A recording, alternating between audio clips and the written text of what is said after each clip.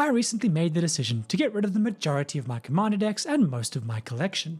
Here's why I did this, what I kept, and why, and by the end, you likely won't be able to see your own deck collection in the same way again. In this hobby, I think it's really easy to amass an incredibly large amount of stuff. Before you know it, there are stacks of cards all over your house and you have more decks, dice, and binders than you know what to do with. As Magic players, we're a bunch of feral, crow-like creatures at the best of times. And Wizards is only making it that much harder to be a responsible adult with the amount of new sets and cards they churn out. In my case, I wasn't doing anything particularly egregious, but over a few years it was a deck challenge here, a box there, a few precons at set launch events, and suddenly I'd amassed boxes full of cards everywhere and over 20 decks, a situation that you can very easily find yourself in if you aren't there already. Here is why I knew it was time to Marie Kondo this mountain of cardboard crack. To begin with, there were just cards everywhere.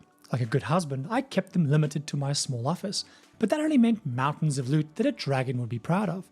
My cats would attempt to walk across my desk, only to send piles of cardboard slipping and sliding everywhere. It definitely was not ideal. In short, these cards were taking up far too much space. And that's before we even talk about the pile of money that's locked up in these deck boxes.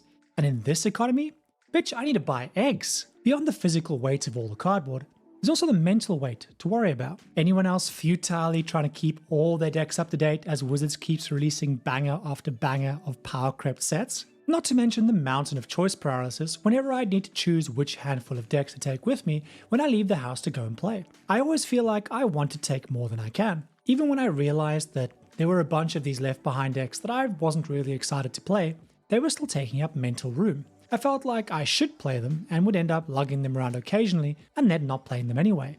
Or worse, playing them and really not enjoying them at all.